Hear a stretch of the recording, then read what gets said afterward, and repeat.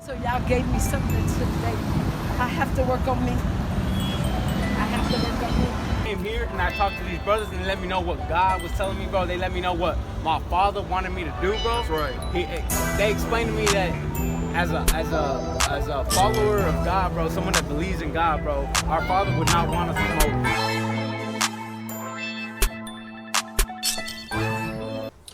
Shalom, family. First and foremost, I want to give all praises, all honor, and all glory to the Most High God, Yahweh. We do all things through His only begotten Son, who the world only calls Jesus Christ, real name Yahweh Shai HaMashiach. It's your brother, Matati Aban Ban Yum Yum. Out of that, Masada. Welcome back. We are going to continue our part 2 of Vocab Malone takes on Hebrews, Muslims, and Kemet live in UK. All right. Fair use, like we did last time.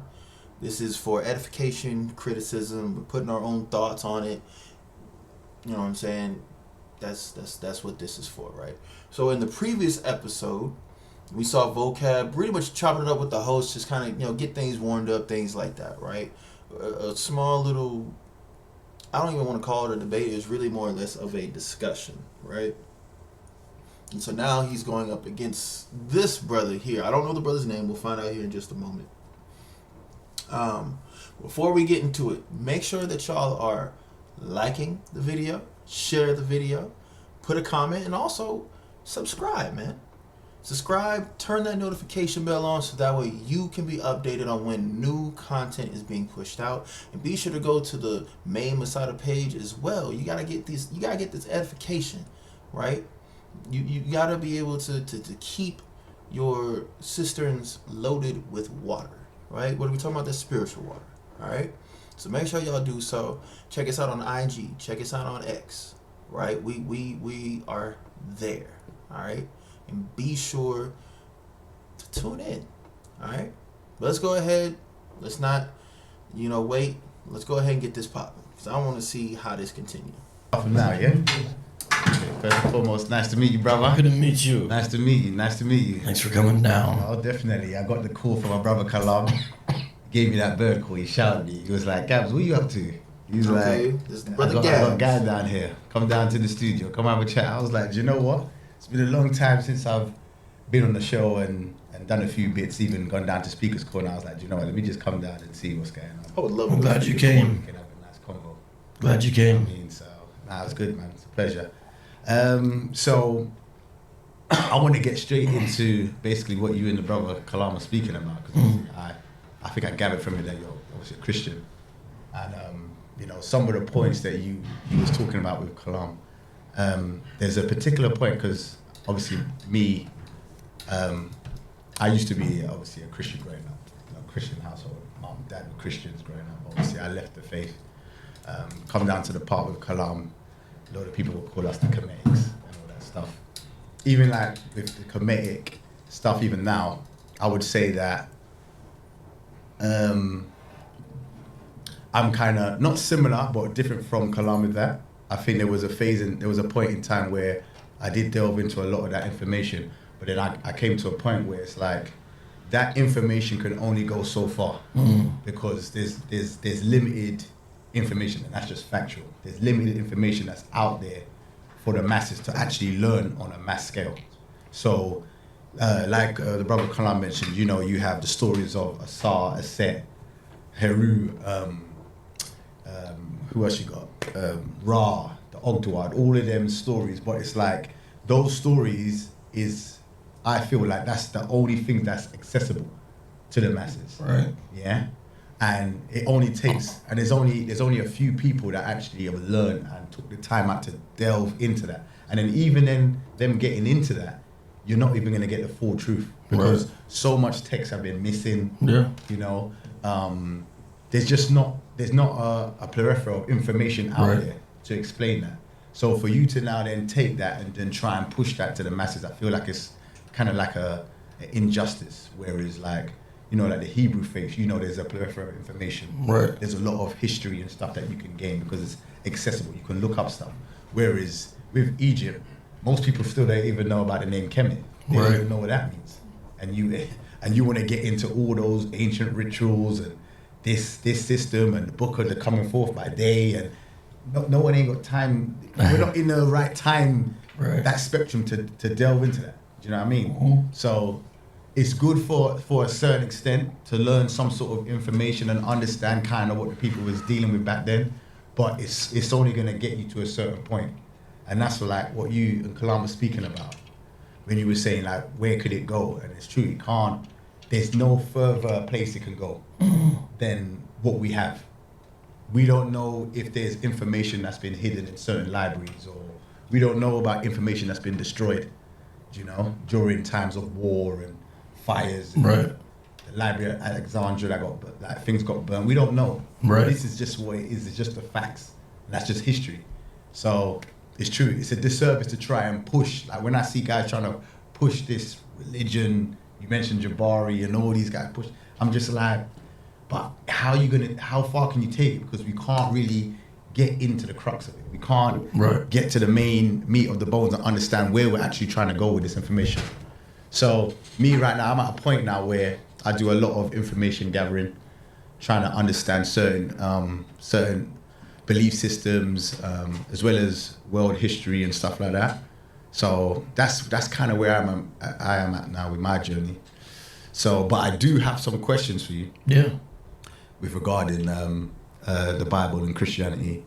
So, okay, you was just speaking about the brother Kalam now, about God, about God, and the first thing that came into my mind was Genesis. Now, that whole bit where you was talking about Ra and what Ra is and where did he come from and the waters of Nun, and the first thing that kicked in my mind, I just went straight into Genesis 1 when it says, the spirit of the God was hovering over the waters. So my question would be is, what are those waters that the spirit of God was hovering over? And then also it makes mention of the void and the darkness. Now, it doesn't mention that the void and the darkness was created. Do you understand what I'm saying? And I think there is an actual concept in Kemetic philosophy or teachings talking about the void and the darkness and the waters, the same waters of Nun that Kalam was make mentions. That's the same kind of waters that we see that the spirit of God was hovering over. And then you'd be hard pressed to say that, but let's hear the brother out. From that passage. Actually, do you have the verse? You got Genesis 1 there? Yeah. We can have a read. So let's have a read of what it says. So we got here. It says, "In the beginning, God created the heavens and the earth was formless and desolate, emptiness, and darkness was over the surface of the deep, and the Spirit of God was hovering over the surface of the waters." So this is where the question I was going to ask you is, the void and the darkness that was there with the Spirit, was that created? Was that always with God? And then what are those waters that he was hovering over? Excellent questions for Vocab. Excellent questions for Vocab. He's not playing games. He said, let's go to the beginning of the book. What are these waters? And did this darkness and void exist beforehand? Let's see how Vocab responds. I'm curious. Christians, do you have an answer? Yeah, well, I think those are good questions. There are similarities between these. You're going to find similarities with an ancient Near Eastern origin stories. That is true. So the waters are one of them. Some people might argue that the idea of order out of chaos. Some people might argue that creation by command, they might say. But then for us, we focus on the differences basically more so. But as far as what they are, well, I'm going to say that God created those two. When I put the scripture together, the message I get is that God created everything that is. The story sort of has to start somewhere, for lack of a better word. So it's starting somewhere, but it's not as if this was here just out there and God was over there. You see them, it's not like God didn't bring that into being as well. It's just telling you the very beginning of it, and after that you get the structured days. So I would say that it's not noon or anything like that, because the water themselves, for example, they don't have creative power. They're not birthing anything divine. You see what I'm saying? I get It's it. almost like what God started with, it seems. There is some mystery because of the brevity of the language. It is sort of curt. So there is a good amount of debate about what this is, what that is. Every now and then you even find Christians, this is really rare, but who don't believe in creatio ex nihilo, meaning God created everything out of nothing. I don't think that's a good position for reasons sometimes like this. But I understand what you're saying, but when I would put more of the scripture together, basically, Okay. to say that the message is again and again that God created everything. This is basically just the beginning of the story. It's showing the foundation. Because also, Man locked in. He like, okay, when you gonna answer my question though? the pattern is God speaks and then it comes into being. So it is true in the beginning you don't see that pattern, but I would say there's no reason to believe these things were any different.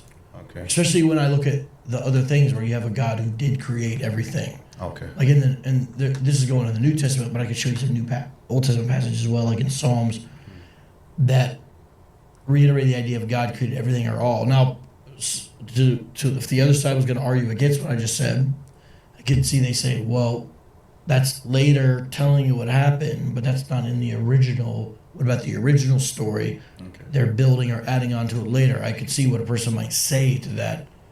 But we would say, if Scripture truly is, and I imagine we would have a difference on this, a revelation where God is unfolding everything over time, it's not random Hebrews adding on, it's God unfolding revelation, because you can't say everything at once. But would your contention be that they got this from ancient Egypt, or that the Egyptian version is true and you just see parallels in both, or how would you think it factors in? Okay. So, okay.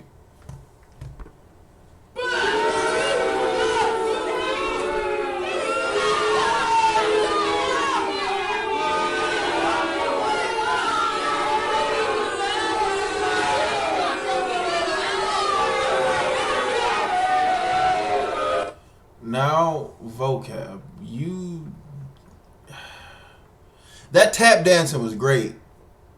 That tap dancing was great, vocab. Let's just get it. Let's just get it. You didn't even attempt to do so, right? In the beginning, God created the heaven and the earth, right?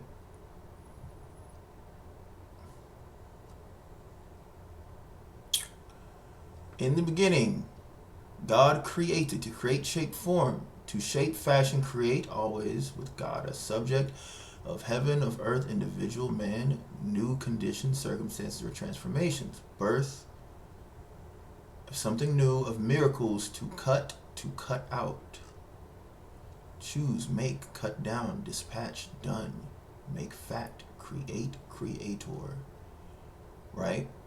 So in the beginning, God created, carve, cut, right? He created, in the beginning, God created the heaven and the earth. Is it saying the Most High? No, it's talking about the Elohim, the angels. The angels created the heavens and the earth, right? And God, or the Elohim, said, let there be light, and there was light. The Elohim are the ones that are doing the building and creating. Why? Because the Most High told them to. That's the beginning of the creation. And this is the beginning as in the creation. This is the book of Genesis as in the beginning of things, or the lineage of things. And this is right now the beginning story of the heavens and the earth. That's what this is. And the earth was without form and void. Right? Let's see. I'm curious. Was without Torah. And Ariala, if you see this, I know my Hebrew is not of that. Don't crucify me, bro. don't crucify me. So, formlessness, confusion, unreality, emptiness, formlessness, a firmament of earth, nothingness, empty space, that which is empty or unreal, wasteland, wilderness, place of chaos, vanity, i.e., nothingness. The earth was without form. It was nothingness and void. But why? Emptiness, void, waste. The earth was not existent. It wasn't there. It was an empty space, right? And darkness was upon the face of the deep. The Spirit of God moved upon the face of the waters. Now, this is where things get a little tricky, right? Let me take a stab at it. How many, in science, in modern science, we have 3 forms of water: a solid, a liquid, and a gas. There's water in your air. 2 hydrogen, 1 oxygen. I'm sorry. H2O. 2 hydrogen, 1 oxygen. Right? You have water within the air. You have actual water in the oceans, in the lakes, and things like that. Ice is also a form of water. And then, granted, I do not believe that humans have ever made it to the moon. However, it would not surprise me of a feeling of weightlessness the higher you try to go up closer to the firmament. Now, when they do their training to be an astronaut, to go into space and things like that, you know how they train? Outside of G-forces, they train by teaching people how to swim in water. Because that's the same way that you have to move in quote-unquote space, like you're swimming. So, in my personal opinion, this is me speaking as a man, I believe that these are actual waters, but not like how we can perceive water as, but more of a primordial water that man on this earth has not seen nor can conceptualize. What do I mean by that? Even when humans try to go down into these oceans, there's a certain point of depth that they cannot go to. They can't. As well as there is even different kinds of waters, like a lagoon. How do you have a lake of water in the ocean and recognize that that water is different from the ocean that's surrounding it? There's a certain level of buoyancy that you can even look up, where you have rivers, canals, and other things also in the ocean, and it's like a little it's almost like a waterbed. It bounces. You can touch it, but you can't go into it. There are certain levels of waters that people cannot get to. There are certain fish that can go, but not all fish, right? Where do the waters come from that fill the earth? Let's read this, right? So, the Spirit of God moved upon the face of the waters. I believe that these are the same waters that we have terrestrially, and they have a different form that they take outside of the firmament. Again, that's in my opinion. We can't read that here, but let's see. And God said, "Let there be light," and there was light. Angels created light, right? And God saw the light, and it was good, and God divided the light from the darkness. So now it's the distinction. There was light, now there's light. We're going to make a distinction. This is light and this is darkness. He divided the light from the darkness. And he called the light day and the darkness night. And the evening and morning were the first day. And God said, "Let there be a firmament in the midst of the waters." So we have the creation of light, the dividing of light and day. We had the earth that was without form and voidness, nothing there. And we see that the Spirit of God was moving on the waters. And now we're seeing, and God said, "Let there be a firmament in the midst of the waters." So in the middle of these waters, we are going to put a firmament between them and let it divide the waters from the waters. Let's see. I'm curious. Mayam, or Mayim. Water. Water to the feet. Urine. Of danger, violence, transitionary things. Refreshment. So, the firmament is to divide the waters. Right? Now, the firmament doesn't divide the oceans. It doesn't divide the lakes. It doesn't divide the rivers. It doesn't do that. But it divides the waters that would be on the outside of the firmament and on the inside of the firmament. Let it divide the waters from the waters. Verse 7. And God made the firmament. The angels made the firmament and divided the waters which were under the firmament from the waters which were above the firmament. And it was so.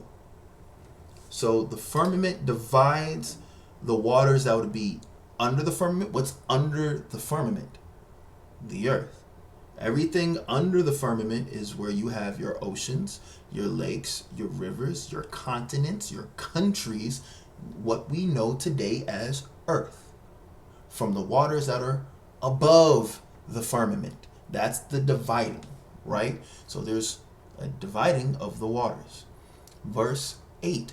And God called the firmament heaven.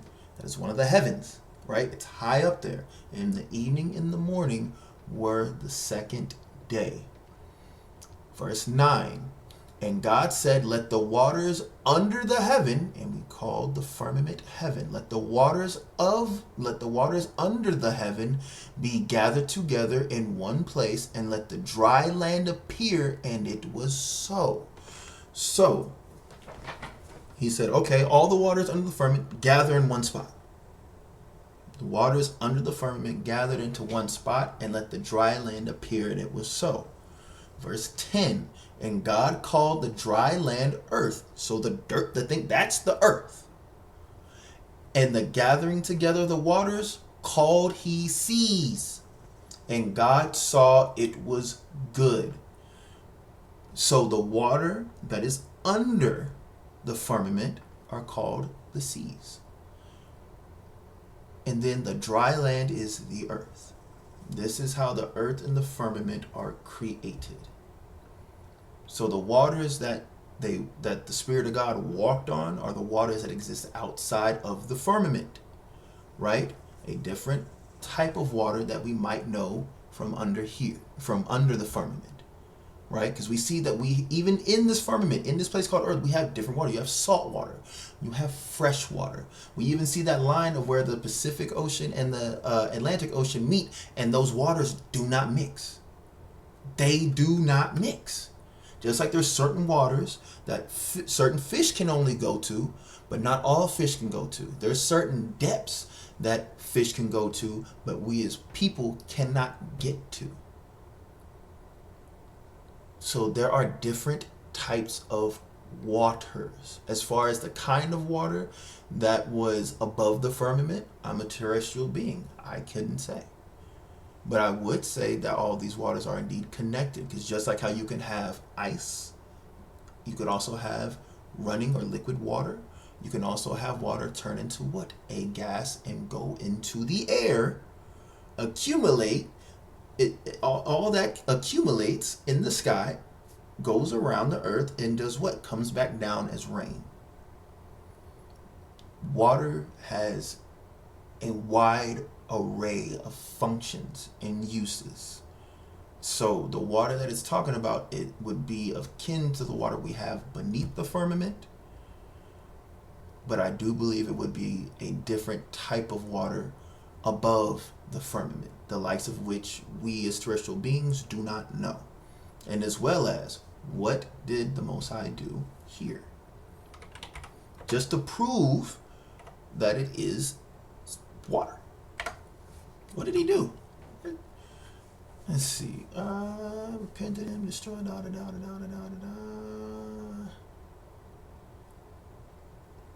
Boom. It'll make the ark. Behold, he said he's going to bring a flood. Look at that. Genesis 6 and 17. And behold, even I do bring a flood of waters upon the earth. He's going to flood the earth with waters. and destroy all flesh wherein is breath of life from under heaven, and everything that is in the earth shall die. So, now watch this. Watch this. Genesis 7, and we're going to start at verse 7. And Noah went in, and his sons and his wife and his sons' wives with him into the ark, because the waters of the flood, of the clean beasts and of beasts that are not clean, and of fowls, and of everything that creepeth upon the earth.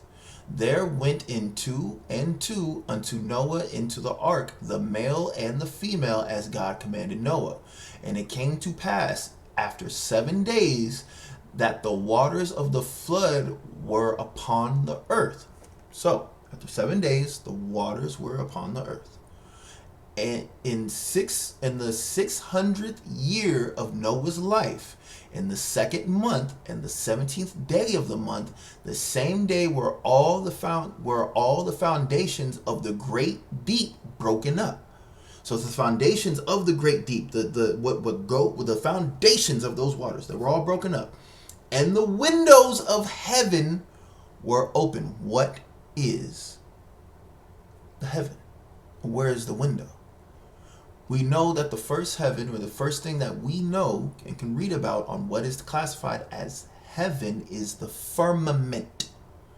And it says the windows of heaven were opened. So the firmament was opened. And the rain was upon the earth 40 days and 40 nights. The Most High opened the firmament, and it rained. So he opened the firmament, and the waters from above the firmament came in and flooded the earth. The waters he's talking about is water. As far as its composition above the firmament, I can't say. I'm a terrestrial man.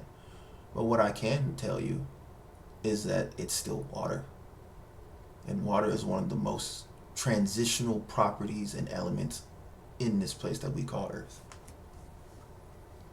At least that's how I would have went after it, instead of what he did. Let's continue. Adding on, it's God unfolding revelation, because you can't say everything at once. Mm-hmm. But would your contention be that they got this from ancient Egypt, or that the Egyptian version is true and you just see parallels?